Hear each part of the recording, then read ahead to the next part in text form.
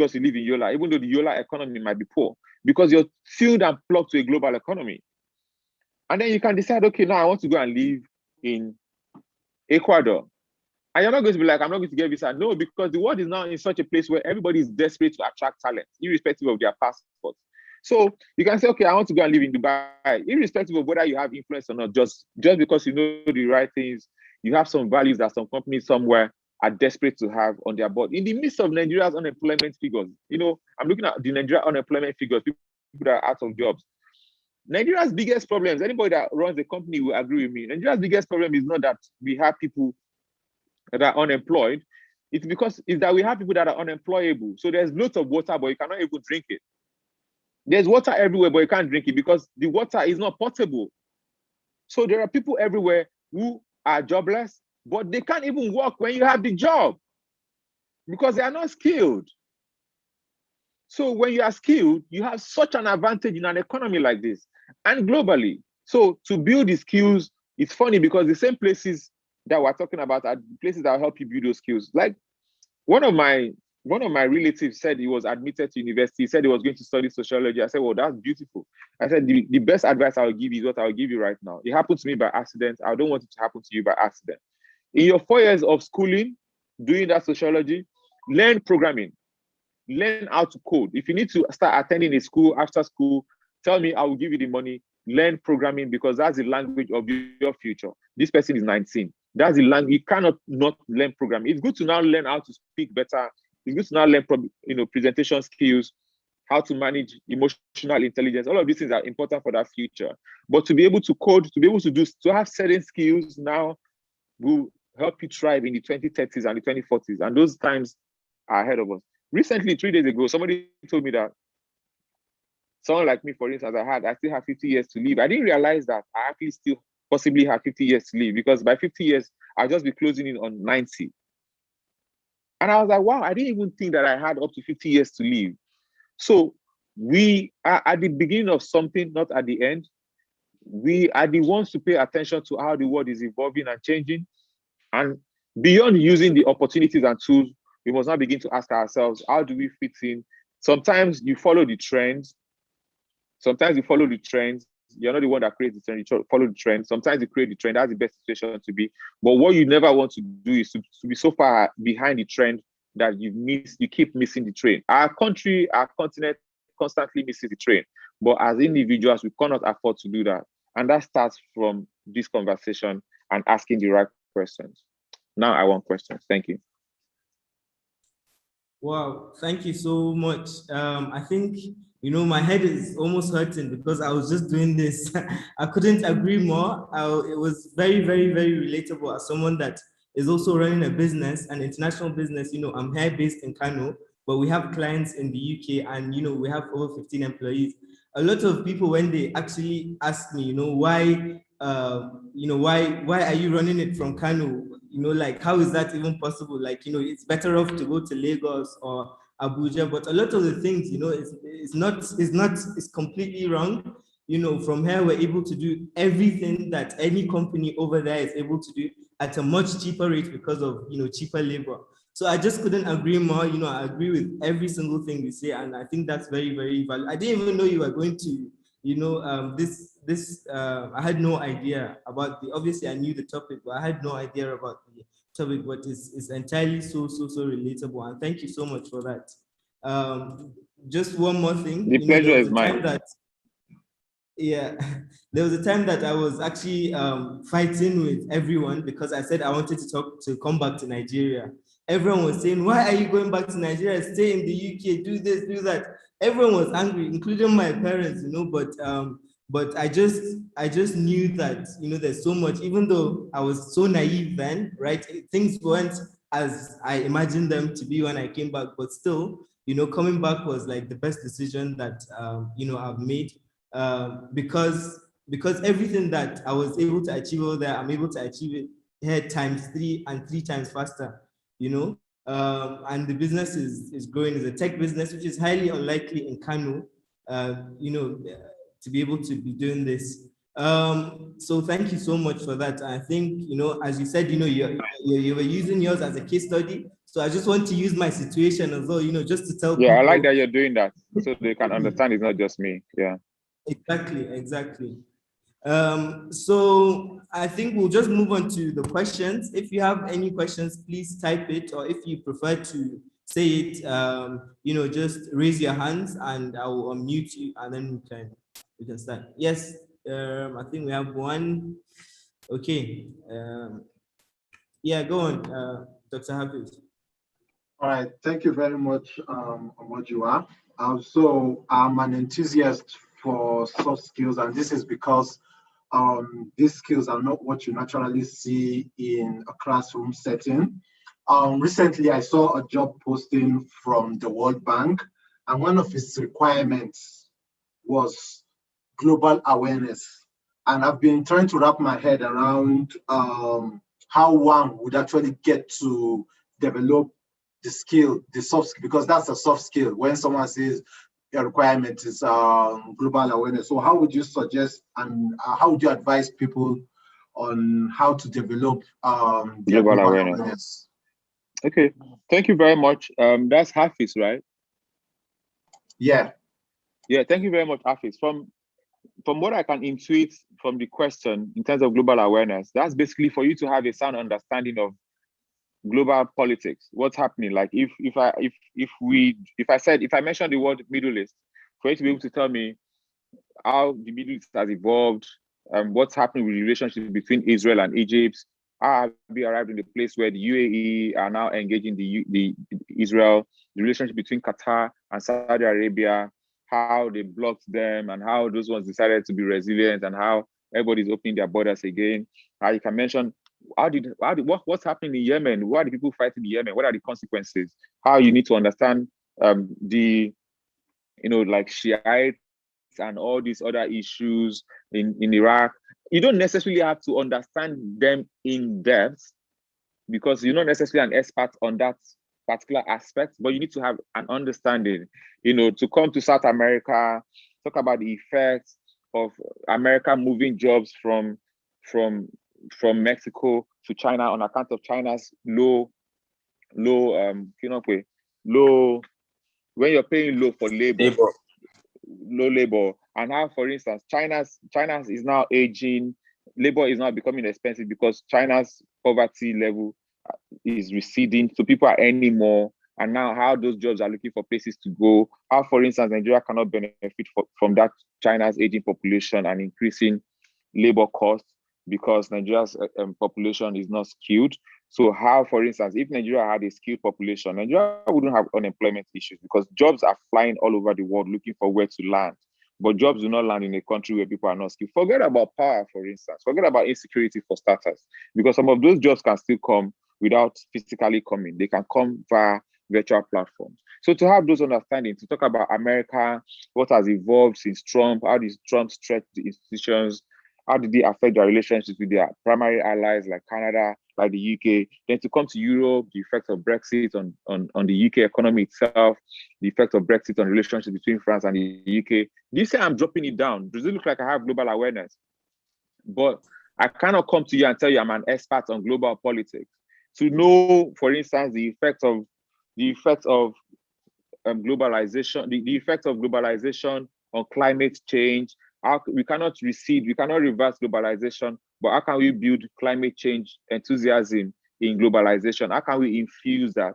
But I would also think that job has specific global awareness for itself. So even though there's a general global awareness in terms of what's happening around the world, depending on what that job is, there might be certain, so for instance, it might be global awareness with respect to trade.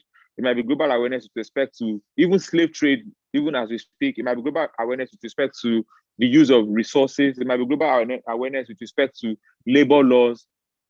It's basically having an in-depth understanding of what happens around the world beyond your country, to a level where when you talk, people know that you might not be an expert, but they know that at least are following. I think that's what that job is looking for. And to do that really is easy, but it's difficult at the same time. To do that means that to constantly have your ears on the ground on what's happening, to watch news, to read up on different countries, to buy the right. one book can make you understand the Middle East. Of course, the Middle East will never be understood, but you know what I'm talking about. It can make you have a deep understanding of what's happening in the Middle East. One good book can make you understand the dynamics of politics in America. One book can make you understand the dynamics of Brexit. So to go out of your way to buy those books, one of those books will interest you to the point where you want to buy more, and then you take it from there.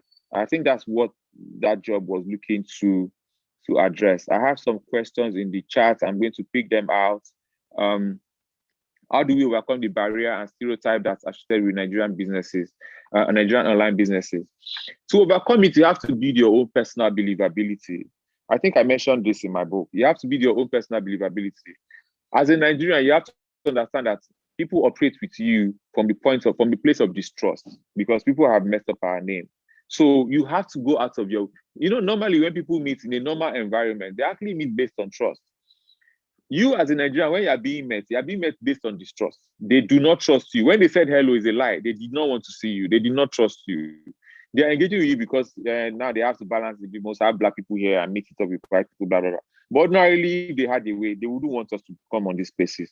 Also, unfortunately for them, we Nigerians are very intelligent, we are very bold, we are very aggressive. We don't keep quiet. Our presence, and we don't keep quiet not just because we are loud. It's also because our brains are actually loud. Our brains are big. We know what we know. We are committed. We are strong. We are resilient. So responsibility is to, without necessarily saying that you're different from other Nigerians, to show that you're actually different. They are going to put you in situations where they expect you to take certain funny advantages, to say, no, I'm sorry, this is, did you say, no, actually, this does not belong to me because we already agreed this. So this is your share. So you must go out of your way to actually earn it. And that takes time. That takes patience. And that takes actually showing that difference, where to the point where people like, is this person actually one of these people? So it's a personal responsibility that you have to do. There's no general thing that I can say here that will make it look like Nigerians are not better people. Even if the government started to build around that, that would still take some 10 years for people to now start to see that, wow, they're changing with respect to Nigeria. Where now can I learn coding? There are many ways. There are computer schools around that you can go to learn it.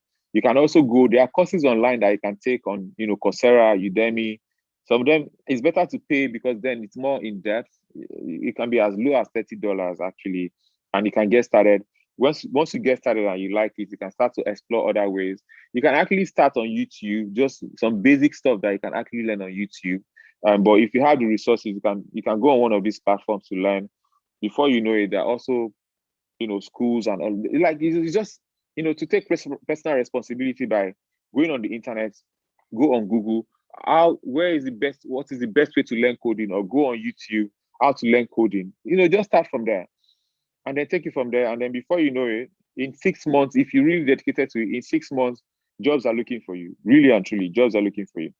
In case you've not noticed, programmers and people that code, they don't stay in jobs for up to 3 years. The reason is because they are constantly being dragged from one job to the other. You know what that means? They're being pushed. I know what that means, that their earning capacity increases as they move, because I don't think anybody will leave one job to another job that they are begging them to come to do, and they will not be collecting less, except they are giving them equity.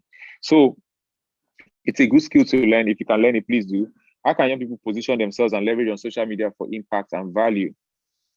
Well, I mean, to start out, for instance, by going out of your way to make value for yourself. You want to lead people. Have you led yourself? Have you led people? Have you changed things? Have you impacted the world? For me, that's positioning. Positioning, apart from people that have families that their names are big enough to, all you need to do is just go to school, speak a passable English, you can get some opportunities to do certain things. But ordinarily, you have to just, first of all, build that personal pedigree, build that antecedent. People start to trust you. And before you know it, more opportunities come your way. Free Code Camp is the best place to start and learn, and it's free. So somebody just posted it, freecodecamp.org. So you can take advantage of freecodecamp.org for that. Yeah.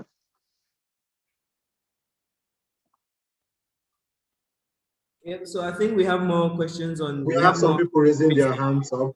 Yes, so let's go with there's Abu Talib. You can unmute yourself, please, and ask the question. All right, thanks, Hassan. Thanks, JJ, for stimulating this very vital conversation. My questions are around creating advocacy for people to develop the necessary skill set for the fourth industrial revolution. I would like to know what your thoughts are about the best way to do that.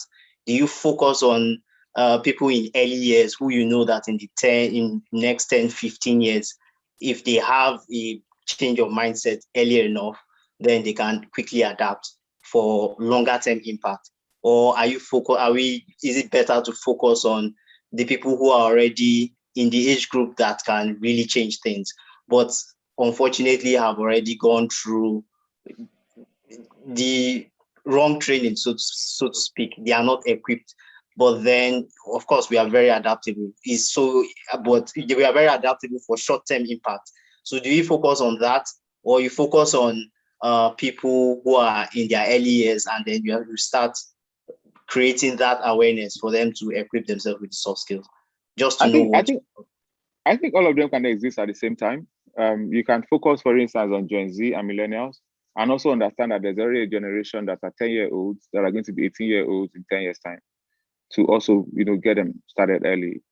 To also not forget that the fact that somebody is Gen X doesn't mean that they should not be taught how to go if they are showing interest and they are interested in learning, right? So I'd say that to understand that there are people that are currently 10 years old. There are people someone I interviewed for my podcast is 18 years old. He has some of the biggest hits in the country right now.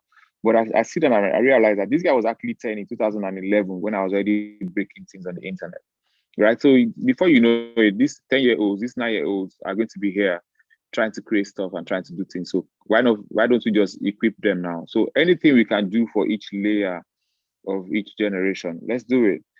Also, I know the resources is always going to be limited, so there are some urgent solutions we need to create. So yeah, why not? We can still focus on those that are currently able and ready to do things, but we must constantly have an eye on the future by also paying attention to those that are coming behind us. Okay, thank you. There's Justin.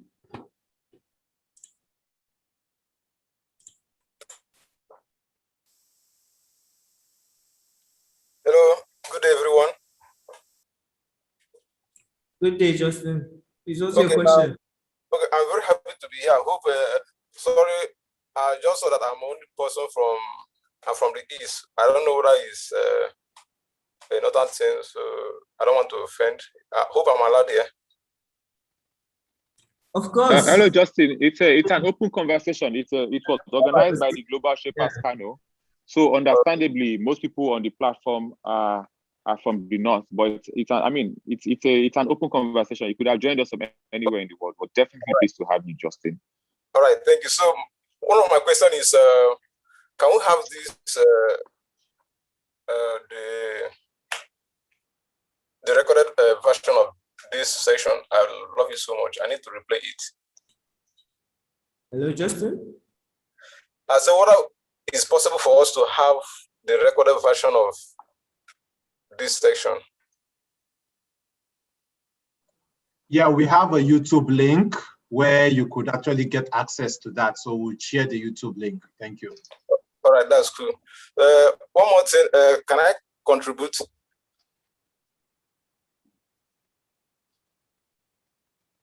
Justin, we just have 5 minutes left, so let's just take one more question, and I don't think there's enough time. If you have one more quick question, I think it'll be fine. But we have to take one more question. We have to round up.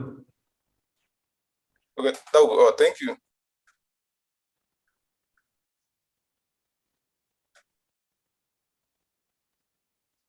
So the next you can Tukur Shehu, you can ask your question. This should be the last question, and then we'll just we'll round up.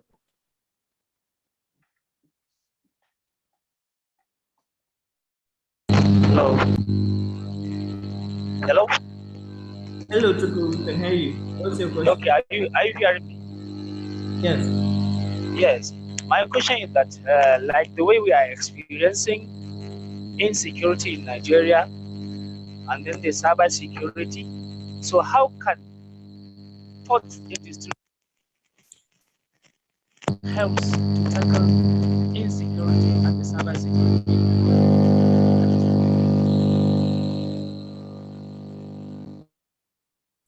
Tukur, I think there's I don't know if you've caught that, Omojua, but there seemed to be noises in the background. Yeah, I didn't get his question. There was lots of noise. Did anybody get the question? Can you type it? Yes, so Tukur, if you can kindly type the question, it'd be much better. Yeah. We'll come back to it.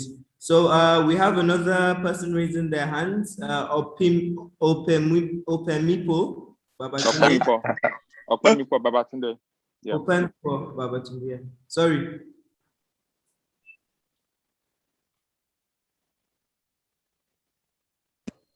Thank you, everybody. Thank you, JJ, for also saving me. Anyways, so yeah. So sorry, my question is quite personal because I saw JJ make, emphasize on soft skill, on coding. And I mean, for someone like me who's tried severally, who's attempted, getting that knowledge, and I see, it's probably not my strength. I don't know if you would want to kind of like let everyone know that, okay, maybe you should focus on your strengths, or are you emphasizing, the ability to code? Oh, okay, that needs to be said, actually. Thank you very much, Opemipo. By the way, I cannot code, and I don't intend to learn how to code. I cannot code, I don't intend to learn how to code. The reason why I emphasize coding is because I'm thinking that there are lots of young people here, people that are under 25, that I probably will learn how to code in the future, but I'm not pressed to code. The reason being that I have lots of opportunity to express my ability. I have many dimensions to express my ability. But when I said to learn to code, it's because I understand that coding will be the English language of the future. The way, if I was going to set up the Nigerian educational system now, for instance, the way they used to tell us you have to pass English and maths, or you have to do English and maths, you would definitely have to do coding. Because it gives you, so amongst all the other skills that you would have, it gives you this extra advantage to build things. Because what's coding really? Coding is what gives you the power to be able to build things in this economy, in this fourth industrial revolution, and the subsequent ones to come. Because the subsequent industrial revolution is not going to be built in the air; it's going to be built on the foundation of the fourth, right? So there are other skills that you have. Those of you that have human touches, you can get people to think, you can get people to act, you can build on learning emotional intelligence. These are the skills of the future. Those of you that are very good with presentation, you can build on how to be better presenters. These are very good skills for the future. Those of you that can organize people, that can bring people together, like organize a project, say the project will start at this time based on a particular budget and have it executed. These are skills for the future. So when I said coding, I didn't mean that you must learn how to code. I just meant in the sense that it's an essential skill now. And if you have the opportunity to learn it, please do, especially if you're a young person. I would love to learn it, but I have certain advantages now that, for me, for instance, if I wanted to build something today, I just need to hire someone to code for me. Or if I wanted something today, I just need to get 3 or 4 of my friends together, we put money together and we build it. But for a young person who does not have the resources in terms of the network that I have, who doesn't have the resources in terms of maybe the little naira and dollar that I have, being able to code gives you an advantage. For instance, VCs, venture capitalists that invest in companies, they actually go out of that. I know this because I interviewed them. I'm writing the book that is on that. They actually prefer to have a co-founder that has coding skills, because that will reduce the budget of building what they are building, because now they don't have to go and look for somebody to be building for them. And they can iterate what they are building without an extra cost, because that cost is in the owner using their time to make it better. So, it's like someone saying improve your English. And somebody will say, but English you go chop. Well, it's not English you go chop, but it gives you lots of opportunities, just being able to say things the right way in every sense of the word. If you are single, if you speak your English right, you meet the right girl, I'm like, oh my God, you probably don't even have money in your account, but she likes to hear you speak. You go to an event, somebody's presented well, you presented well, but you spoke better. That's an advantage. So that's the way I see coding, but in a much more layered way in terms of its ability to, like, you can literally use coding to build and do anything today and more so as the future arrives. Yes, so thank you, Opemipo, for helping me to clarify that. I don't mean that you must learn to code, not necessarily. Thanks, JJ. Thanks. Yeah, that other question that we couldn't hear before has been typed on the box by Tukur. He said, how would the fourth industrial revolution help us to tackle insecurity in Nigeria, like cyber insecurity, bandits?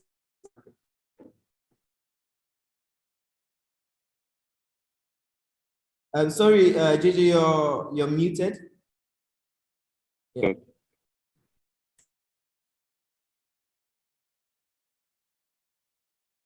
The strongest economy, Nigeria needs to invest in this infrastructure.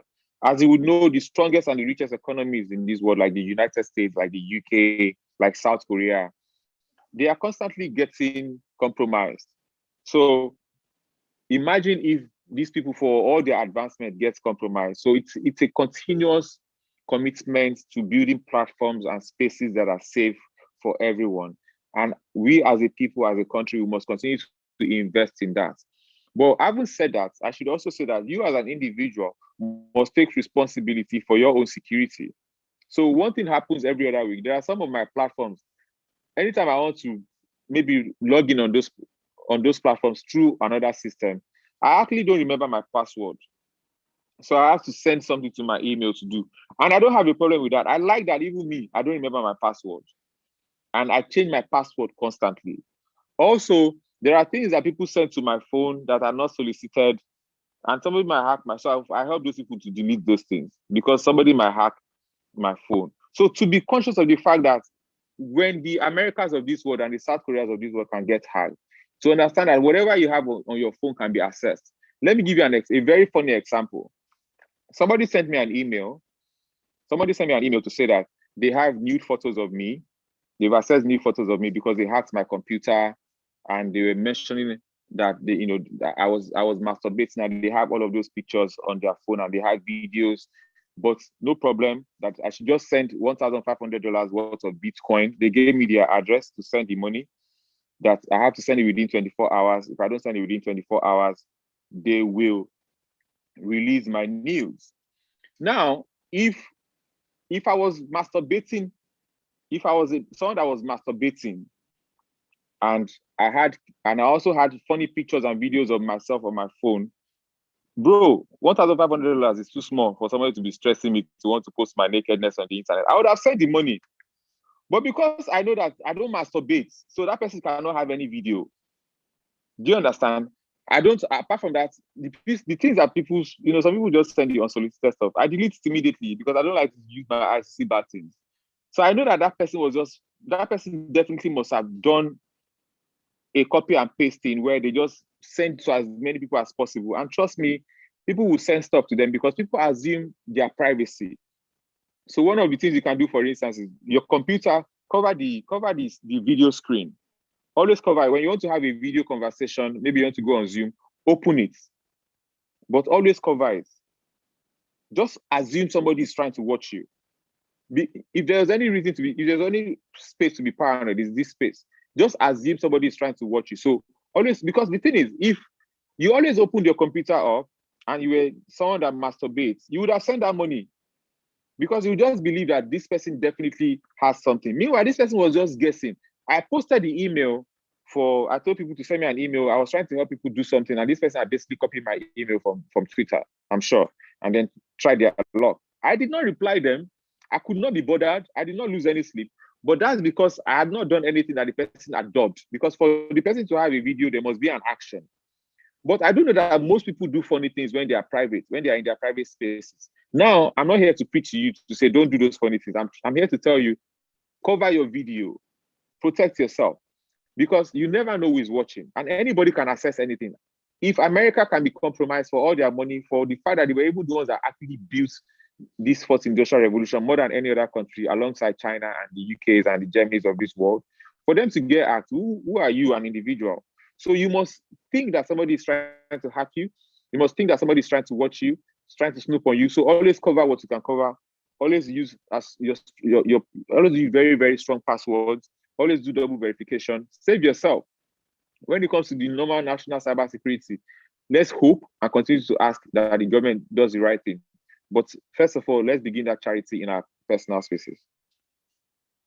Then, how the fourth industrial revolution can tackle insecurity in Nigeria, like cyber insecurity, bandits, and kidnapping. I think with insecurity in Nigeria, the first thing that needs to happen is data, identity. Nigeria needs to capture its people. We need to know ourselves. We need to know ourselves. We need to ID everyone. I'll give you an example.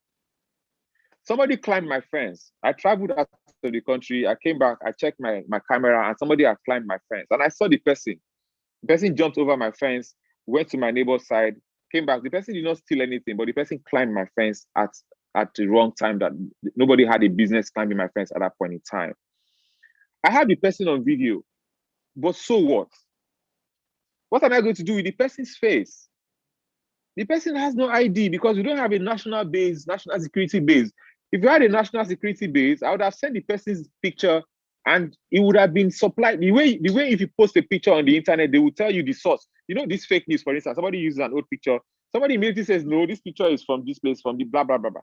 That's the way security would have worked if we had a database.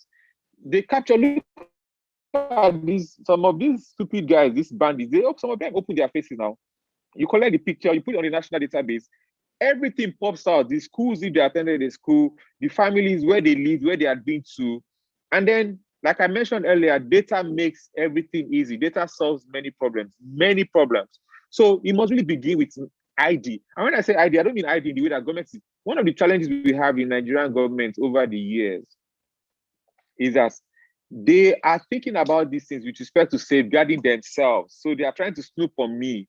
Who is not a national security threat, just that I have a voice. They are trying to snoop on you just because you might have a voice on the internet. They are not building these things to snoop on bastards that are compromising our national security. Because if they were, we should have gotten to that point where we have ID'd ourselves enough to be able to say, this is this person. So when you go to the airport, they can already ID you, just your face appearing. Alerts, the Nigerian immigration just built a digital space, which is a step in the right direction. We must now start, piling up data on ourselves. We must now start integrating the data that we currently have, because we actually do have data.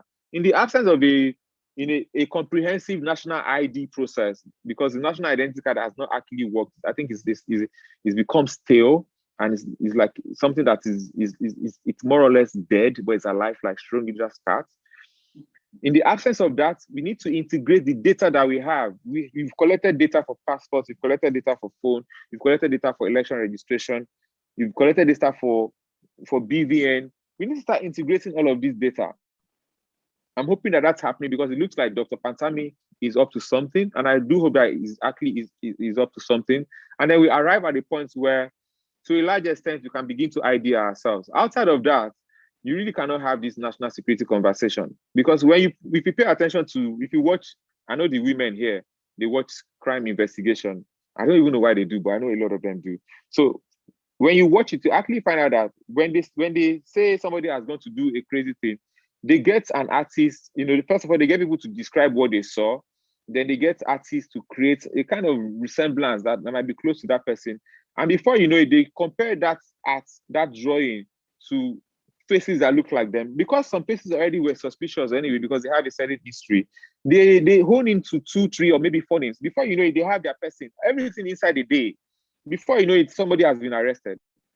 We must get there, but we cannot get there if we don't have the data, if we don't ID ourselves down to everything.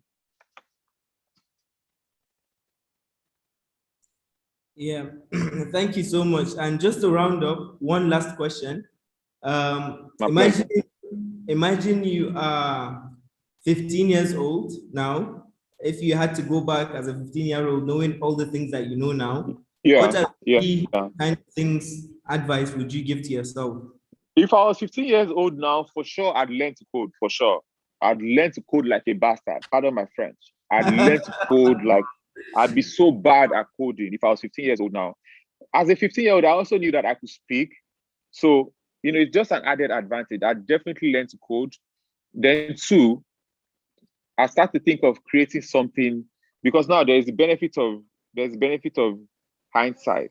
So I start to think of creating something that brings people together at scale. like an internet, money and internet, like a Twitter, like a Facebook, rather than be the person that is trying to be on those platforms. I'd actually be thinking of being the person that creates those platforms.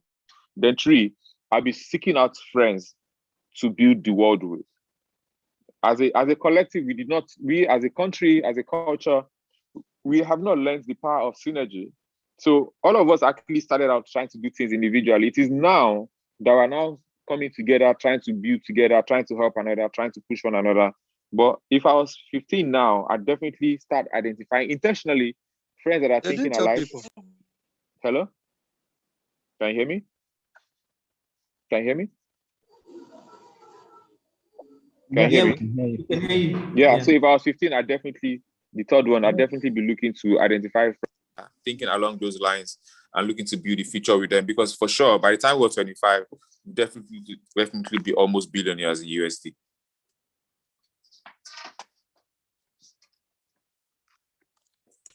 Yeah, okay, I think just to sum up, you said learn to code, right? Like a BS. And then speaking fluently, speaking very well. And then, being having a creator mindset instead of a consumer mindset. So actually creating the platforms instead of just consuming it and using them. And number 3, like associating with, and leveraging on friends and, people around you. So with that, I'll just like to say thank you once again. It's been an absolute privilege and honor to have you here at the Kano Global Shapers Soft Skill Series.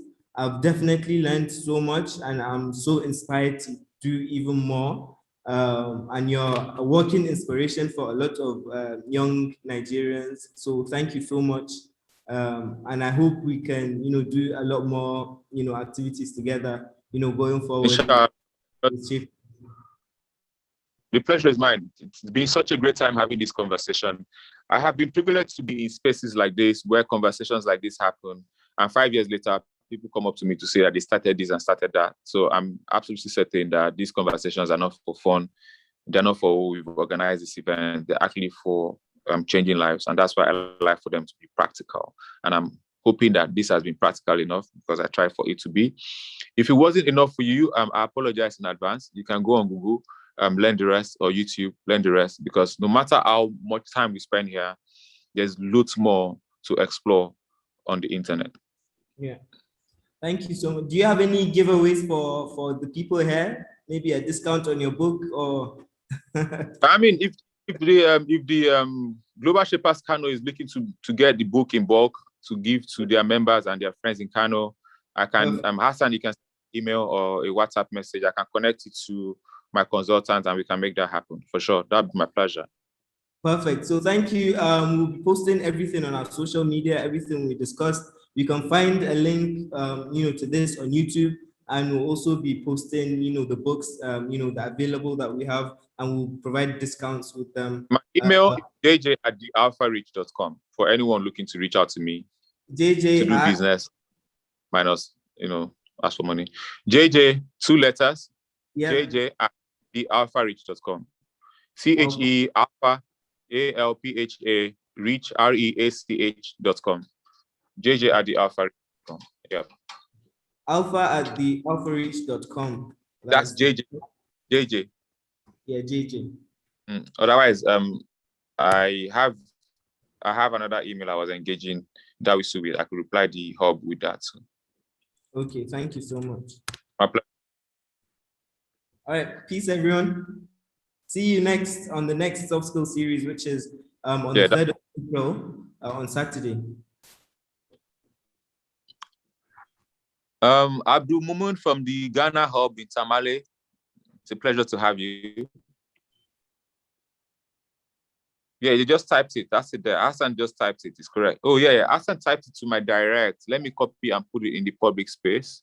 Okay. So just wanted to make it first. Yeah, actually. So I'm going to just send it to everyone now. Okay. So that's it. Okay. Thank you. Everyone take care and see you Have next. fun. Have a beautiful day. Have a beautiful weekend. Cheers. Bye. Thank you so much. Bye.